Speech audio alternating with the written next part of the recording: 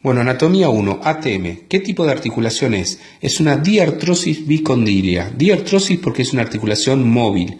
Bicondilia porque tiene dos cóndilos. El cóndilo del temporal y el cóndilo de la mandíbula. ¿Cuáles son las superficies articulares? La región anterior de la cavidad glenoidea, por delante de la cisura de Glaser. Por detrás no, porque es hueso timpánico.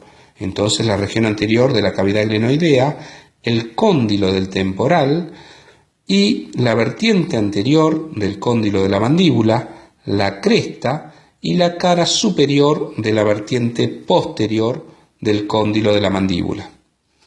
Bien, los límites. Hacia arriba, cavidad glenoidea. Hacia adentro, la espina del efenoides. Hacia arriba, la cavidad glenoidea. Hacia adentro, donde está mi pulgar, la espina del efenoides. ¿La ven ahí, la espina del efenoides? Esa es la espina del efenoides hacia adentro. Esta es la cisura de Glaser, esto es hueso timpánico, esto no es articular, esta es la cara anteroinferior del temporal. Bien, hacia adentro, espina del efenoides, adelante, vamos a hacer foco, adelante, cóndilo del temporal, atrás, conducto auditivo externo y abajo, cóndilo mandibular. Entonces, adelante, cóndilo del temporal, ¿qué más? Hacia atrás, conducto auditivo externo. Hacia adentro dijimos espina del efenoides, hacia abajo el cóndilo de la mandíbula y hacia arriba, bueno, habíamos dicho cavidad glenoidea. Acá, cavidad, hacia arriba cavidad glenoidea, adentro espina del efenoides, adelante cóndilo del temporal, atrás conducto auditivo externo, abajo el cóndilo de la mandíbula. Bien, seguimos. Cápsula. ¿Qué es la cápsula? Es un cono fibroso formado por haces de dirección vertical. Tiene una circunferencia superior y una circunferencia inferior. ¿Dónde se inserta la cápsula? Pregunta de examen. Bueno, la circunferencia superior se inserta en el tubérculo cigomático posterior, en el tubérculo cigomático anterior y en la raíz longitudinal del cigoma. Tubérculo cigomático posterior, tubérculo cigomático anterior y la raíz longitudinal del cigoma. Eso hacia afuera. Después tenemos hacia adelante, donde se inserta en el borde anterior del cóndilo del temporal, en el borde anterior del cóndilo del temporal, hacia atrás, en el borde anterior de la cisura de Glaser, hacia atrás en el borde anterior de la cisura de Glaser y hacia adentro en la espina del efenoides, hacia adentro en la espina del efenoides. Esa es la circunferencia superior y la circunferencia inferior en el contorno de la superficie articular del cóndilo de la mandíbula. Todo el contorno de la superficie articular que mencionamos hoy del cóndilo de la mandíbula. Acá hacia atrás las fibras bajan un poco más y llegan hasta el cuello del cóndilo. La función contribuye a separar los compartimentos supra e inframeniscales, que después vamos a ver. Su laxitud permite la amplitud de los movimientos anteriores del cóndilo de la mandíbula. Entonces su laxitud permite la amplitud de los movimientos anteriores del cóndilo de la mandíbula. Bien, entonces, inserciones de la cápsula, función, pregunta de examen. Seguimos, disco.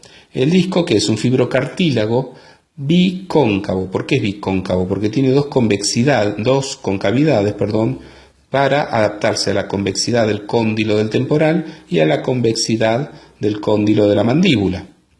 Tiene una cara anterosuperior que es cóncava adelante, justamente por eso, porque se adapta al cóndilo de la mandíbula, y es convexa atrás porque se adapta a la cavidad glenoidea. Y tiene una cara posterior-inferior que es toda cóncava para adaptarse a la convexidad del cóndilo de la mandíbula. Bien, inserciones del cóndilo, pregunta de examen. El borde interno se inserta al tubérculo condilio interno. ¿Cuál es el tubérculo condilio interno? El del cóndilo de la mandíbula. Entonces, borde interno al tubérculo condilio interno, borde externo al tubérculo condilio externo. Acá hacia afuera, este es el tubérculo condilio externo. El borde anterior se inserta en el haz esfenodiscal del músculo pterigoideo externo. Borde anterior en el haz, este es el borde anterior, en el haz esfenodiscal del músculo pterigoideo externo. Borde posterior se inserta en el ligamento laminar superior. El borde posterior en el ligamento laminar superior. ¿Cuál es el ligamento laminar superior? Es el que va del borde posterior del disco a la cisura de Glaser.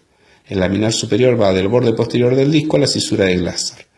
Estos dos últimos, que se los marqué acá con color, son importantes porque forman el aparato motor discal, que lo que hace, pregunta de examen, es evitar movimientos de extrusión del cóndilo en movimientos, evita movimientos de extrusión del disco en movimientos deslizantes del cóndilo hacia adelante. Cuando el cóndilo se mueve hacia adelante, evita que el disco se deslice también. Y lo que evita es movimientos de intrusión del disco en la cavidad glenoidea en los movimientos de vuelta. O sea, que no se aplaste el disco contra la cavidad glenoidea cuando vuelve el cóndilo. Bien, acá dijimos todo, acá le marqué el tubérculo condilo externo y el interno. Y acuérdense entonces las inserciones que pregunta de examen. Borde interno en el tubérculo condilo interno, que era este.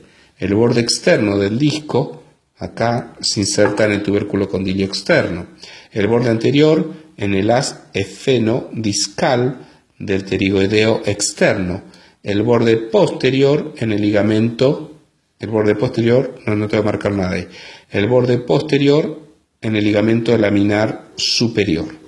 Y estos dos últimos, el haz esfenodiscal del pterigoideo externo y el ligamento laminar superior, estos dos constituyen el aparato motor discal. Bueno, seguimos en el próximo video.